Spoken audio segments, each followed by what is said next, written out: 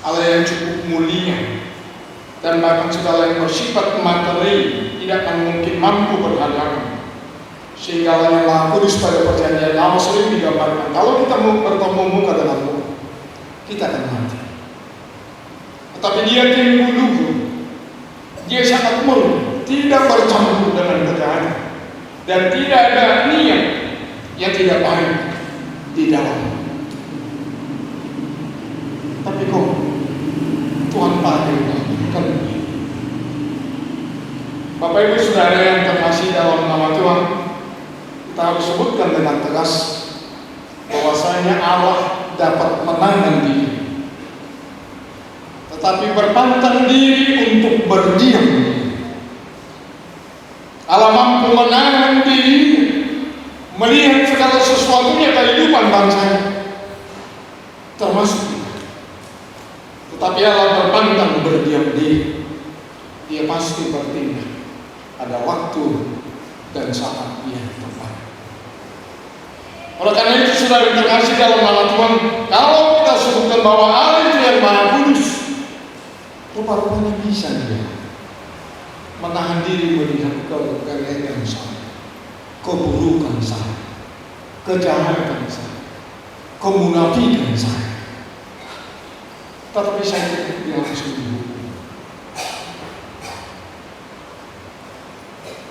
Allah yang Maha Kudus, yang tinggi luhur, yang tidak mau dan tidak berkenan akan kejahatan, segala sesuatu yang gelap, rupa-rupanya bisa memberi waktu bagi saya, supaya saya mengenali Dia yang kudus dari kejahatan saya, dari kegelapan saya, dari penyimpangan saya. Rupa-rupanya Allah yang Maha Kudus bisa saja membiarkan kehidupan kita di dunia ini bisa bertemu dengan banyak kejahatan, banyak keburukan, banyak yang salah. Tapi rupa-rupanya itu dipanggil Tuhan untuk saya tahu Dia Maha Kudus, Dia tidak akan berubah dengan semua itu. Tetapi yang saya lihat itu mestinya mengubah saya meniru Dia yang Maha Kudus, meniru Dia yang tinggi. Kejahatan, keburukan, kelaliman yang tidak baik yang bisa diizinkan Tuhan untuk kita lihat, tetapi bukan untuk kita tiru,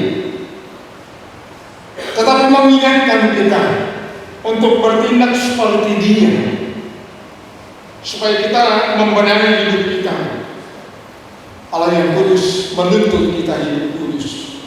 Allah yang murni menuntut kita hidup murni. Allah yang suci itu menuntut kita supaya kita tidak bercacat di hadapan-Nya. Oleh karena itu Bapak Ibu, kita perlu berubah seperti apa yang disebutkan dasar dari potong kita tadi. Sebab kami tidak melihat yang kelihatan, tapi kami melihat Dia tidak kelihatan. Karena yang kelihatan itu bersifat sementara, tetapi yang tidak kelihatan itu adalah kekal. Ini disebutkan Paulus dalam rangka dia bisa menyebutkan bahwa penderitaan kami ini tidak ada penderitaan baginya berat, dan itu mengerjakan kemuliaan, bukan mengerjakan keringanan. Dan penderitaan kami tidak sebanding dengan kemuliaan yang akan diberikan kepada kami. Dasarnya karena kami melihat bukan yang kelihatan, tetapi mencermati yang tidak kelihatan yang kekal. Ini prinsip kehidupan, supaya kita memang tidak selalu melihat dan mengartikan apa yang kelihatan itu. Hanya kita bisa membaca yang kelihatan toh. Apa yang dikatakan seseorang hanya kita bisa mengerti dari perkataannya. Apa yang diperbuat seseorang atau perbuatan perkataan kita hanya mampu memahami dari sisi yang disebutkan, dikatakan, yang terlihat dengan mata fisik kita. Tapi Allah menuntut kita memakai mata rohani, mata iman untuk berjalan, sehingga kita mampu melihat di manakah Allah yang tidak bisa berubah itu. Tetap iman dalam keputusan, sekalipun Dia pakai orang yang tidak baik, katakanlah mengingatkan yang baik. disebut misalnya kita diingatkan orang, kalau kita tahu ini lebih jahat, kita diingatkan, jangan berbuat jahat. Pintar-pintaran loh, bukan lebih jahat dari saya. Kalau ada orang mengajak kita misalnya, mari yuk kebaktian pagi yuk, kita rame-rame. Kita ini kan banyak, ratusan, 500-an kita. Kok nggak bisa kelihatan siang 200, pagi 200? Pandai-pandai kamu baru sekali ini kok kebaktian. Udah ngajak-ngajak. Sok suci lu, sok opsi gua, sok pandai tahu, kan begitu. Kita nggak mampu lihat dalam hati yang suci tulus ada sesuatu yang positif di dalamnya itu. Kita terlalu banyak melihat prosesnya, kita nggak melihat tujuan. Dan jangan-jangan kita juga sama, benar seperti yang Yakobus. Mengapa Tuhan? Kenapa begitu? Kok nggak seperti ini? Kan yang kedua, kita diingatkan Allah itu Maha Tahu. Manusia hanya mampu melihat muka, kata Petrus. Tetapi Tuhan melihat hati. Tuhan mampu melihat sampai ke dalam hati kita. Bahkan apa yang mau timbul di dalam hati kita, Tuhan tahu. Segala sesuatunya terbuka. Tidak ada yang bisa ditutupi di hadapan Allah. Kalau di hadapan manusia gampang aja. Supaya orang tidak tahu kita belakangnya aja gak kelihatan apa yang kita buat. Dan banyak juga mungkin terjadi dalam kehidupan kita. Ada banyak dalam rumah tangga, bisa dalam keluarga. Kalau benar-benar misalnya kita kasih CCTV di dalamnya setiap hari, apa yang terjadi di rumah tangga kita, apa yang terjadi pada keluarga kita, Tuhan imam mau lihat madong di ini, boleh sendiri kanan, nggak tahu nggak kedengarannya. Tetapi kita harus sadari Bapak Ibu, sekalipun ada bubungnya, ada asbesnya, ada sennya, jangan kita anggap Tuhan nggak tahu. Tembus pandang Tuhan itu, dia dengar. Sekalipun kita berbisik-bisik, berantem, atau mungkin diam-diaman dan perang dingin, Tuhan tahu segalanya. Walaupun kita misalnya datang ke gereja ini berlagak suci misalnya, Tuhan tahu juga itu. Bahkan segala sesuatu yang kita perbuat di tengah gereja ini misalnya, adalah bisa saja orang berbuat banyak, tapi nggak hati. Sebenarnya dia cuma cari panggung, memperlihatkan popularitas. Itu yang dia cari. Itu juga Tuhan tahu. Kalau karenanya memang kita mau mendengar daripada Tuhan, ini saya. Dengan segala keburukan saya datang ke hadapan Tuhan. Dengan segala dosa saya, ini saya. Karena jika saya tahu ada yang baik dalam kehidupan itu oleh karenamu. Kalau saya berjalan berbuat dengan diri saya sendiri, selalu susah. Kita harus berani memang buka diri kepada Tuhan. Terbuka bagian kita putih, iya dapat. Kita nggak perlu tutup karena Dia tahu. Coba bayangkan betapa sakitnya Bapak Ibu Saudara terkasih dalam nama Tuhan. Datang anak kita mau loh, kok cepat kali pulang lah? Memang aku udah mau berubah lah mulai sekarang. Iya, ini kan masih jam 12 kurang seperempat. Kamu kan pulang setengah 12. Kok bisa sampai setiap kilometer 15 menit? Iya, aku mau jadi orang baik. Orang tua bisa aja kita bohongin seakan-akan kita baik. Padahal si anak tadi dia percepat pulang karena memang dia tidak masuk les terakhir.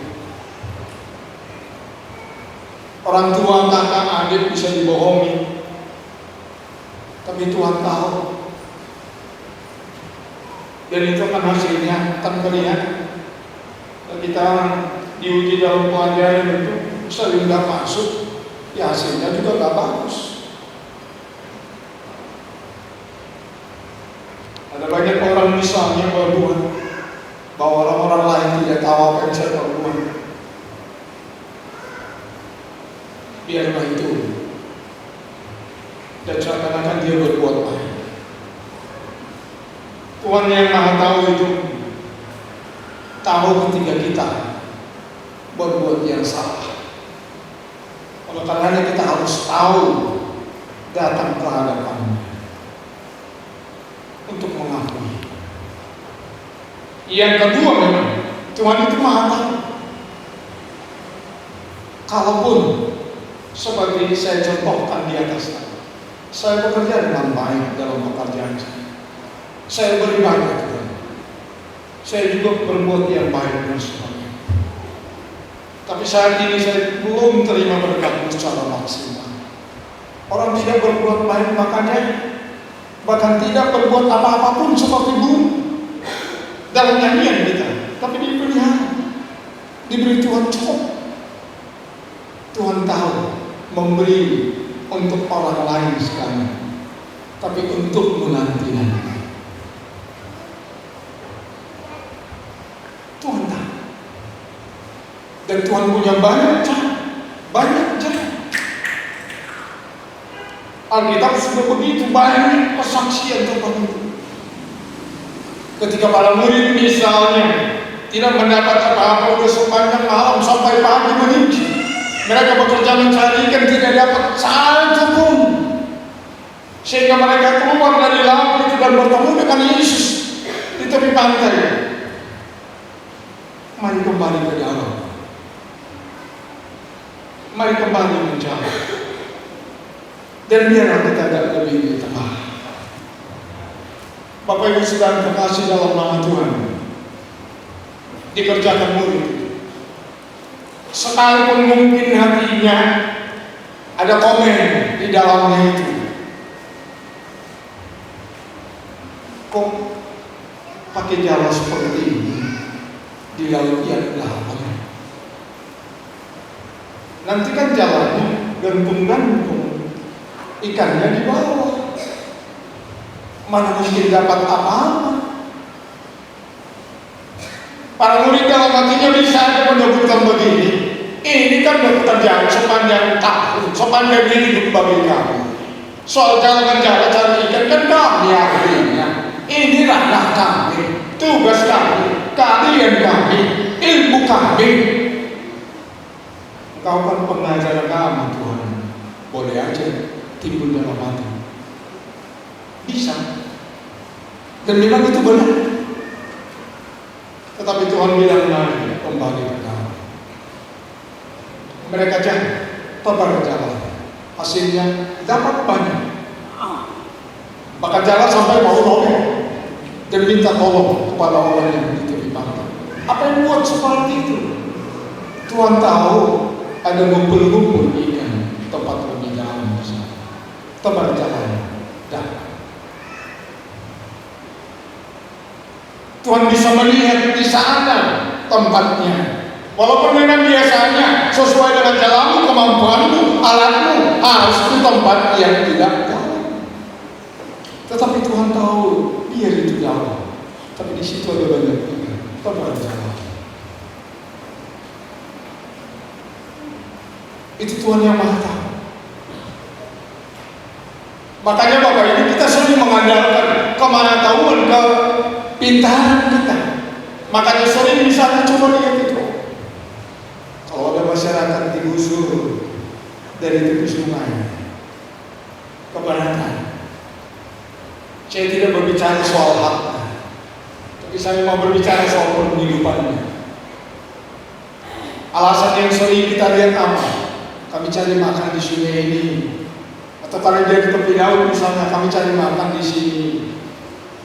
Kan begitu. Makanya kalau di rumah tepi laut, wah itu harus ada studi lingkungannya, bawa keuntungan atau apa, macam-macam. Itu ilmu, itu kepintaran, itu kemampuan manusia, benar. Tetapi dari situ juga ada banyak, juga di situ perlu juga dihitung. Kalau sungainya banjir, hanyut juga rumah. Kalau terjadi tsunami, hancur juga di tepian dan sebagainya. Mengandalkan pemikiran, sehingga banyak terjadi bentrok, susah untuk dipindah. Mari lihat seperti Abraham, keluarlah dari kampung halamanmu, dari tengah saudaramu, dari pekerjaan, dari kemakananmu. Kemana Tuhan? Janganlah dituntun imanmu. Kemana? Kemana imanmu membawa? Karena Tuhan persiapkan, sehingga setiap perjalanan berhenti sejenak, dia berdoa pada Tuhan. Tuhan yang menuntun. Tuhan tahu menuntun kita ke jalan, ke tempat yang pas. Tetapi terkadang kita yang melawan. Kadang kita nggak yakin Tuhan mau menuntun kita dengan kebaikan diberi berkat. Allah saya menuju. Saya orang kalau itu Tuhan, yang mana mungkin dikasih. Kan jadi persoalan. Bahkan kita ini lebih tahu terkadang. Makanya dalam yang dia nyajikan itu ada katanya yang si buaknya itu berudokku katanya. Sama Tuhan juga kita sering seperti itu. Apa yang menjadi kemauan kita, maunya Tuhan ikut terbanyak memang. Apa yang dia mau kita ikut. Dan kita percaya. Sekalipun mungkin banyak itu yang tidak masuk akal bagi kita. Tidak kita mengerti. Tetapi ada sesuatu yang pasti mau diberikan oleh Tuhan bagi kita. Jadi mari serahkan Bapak Ibu berbagai pergumulan dan berbagai harapan. Tuhan tulis kok mau menyelamatkan kita, mau beri kita bahasa. Dan Tuhan tahu bagaimana caranya yang terbaik untuk kita. Jangan pernah ragu Bapak Ibu. Sama seperti tiga bangsa Israel juga pernah ragu. Berapa lama lagi kita keluar dari sini? 70 tahun, satu generasi sudah lewat ini. Hanya nabinya aja disuruh pasti pulang. Tuhan saya cuma ngomong aja. Sehingga Yeremia 29 ayat 11. Jadi menjadi pegangan bagi kita, ayat tidak akan pernah lupa bagi saya. Apalagi bagi pemuda misalnya. Aku mengetahui rancangan mengenai kamu, kata Tuhan kepada kita. Rancangan damai sejahtera, bukan rancangan kecelakaan. Sekalipun mungkin kita bisa diizinkan agak celaka dikit, agak susah dikit, agak menangis dikit, supaya aku memberi masa depan pada orang. Dia yang memberi, hanya kita mau ikut dan percaya. Oleh karena itu sudah terkasih dalam nama Tuhan, Allah yang Maha Kudus meminta kita supaya hidup kudus, dan sekaligus Allah yang Maha Tahu meminta kita juga supaya kita tahu mana yang menjadi kehendak Tuhan dalam seluruh peristiwa yang terjadi dalam kehidupan